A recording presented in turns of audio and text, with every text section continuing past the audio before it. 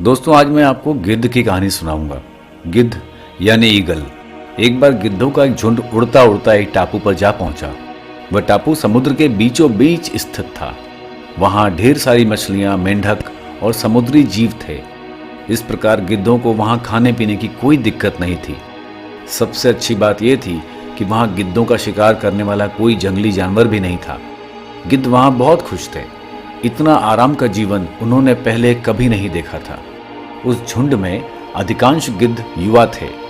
वे सोचने लगे कि अब जीवन भर इसी टापू पर रहना है, यहाँ से कहीं नहीं जाना, क्योंकि इतना आरामदायक जीवन कहीं नहीं मिलेगा। लेकिन उन सबके बीच एक बूढ़ा गिद्ध भी था। वह जब युवा गिद्धों को देखता था तो चिंता में पड़ जाता था। वह सोचता कि यहाँ के आरामदायक जीवन का इन युवा गिद्धों पर क्या असर पड़ेगा। क्या ये वास्तविकता में जीवन का अर्थ समझ पाएंगे?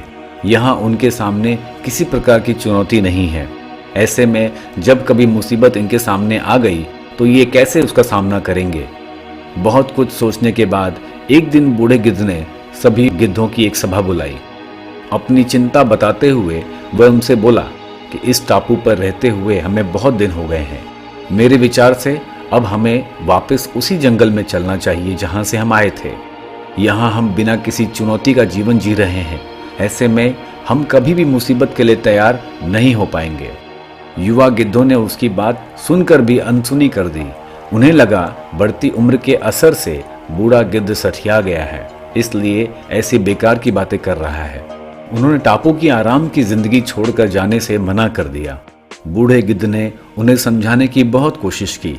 तुम सब ध्यान नहीं दे रहे हो कि आराम के आदी हो जाने के कारण तुम लोग उड़ना तक भूल चुके हो। ऐसे में अगर मुसीबत आई तो क्या करोगे? मेरी बात मानो, मेरे साथ चलो। लेकिन किसी ने बूढ़े गिद्ध की बात नहीं मानी। बूढ़ा गिद्ध अकेला ही वहां से चला गया। कुछ महीने बीत गए।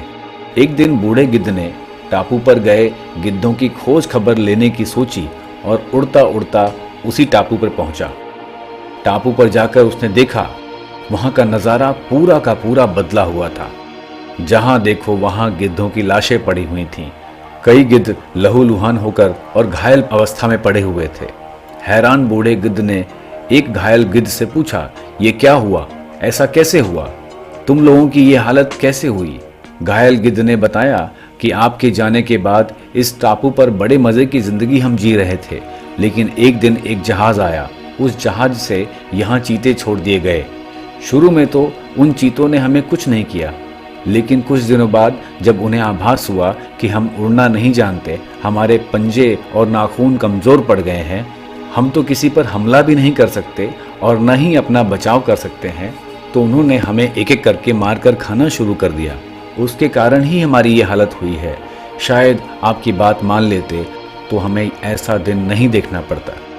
दोस्तों, सिर्फ एक सीख कि कंफर्ट जोन में जाने के बाद उससे बाहर आना बहुत मुश्किल होता है। ऐसे में चुनौतियां आने पर उनका सामना कर पाना भी मुश्किल होता है। इसलिए कभी भी कंफर्ट जोन में जाकर खुश ना हो जाएं। खुद को हमेशा चुनौती देते रहें और मुसीबतों के लिए तैयार रहें। जब तक आप चुनौती का सामना करते रहेंगे, तब तक आप जिंदगी में आगे बढ़ते रहेंगे। डटे रहो, अड़े रहो। जय हिंद।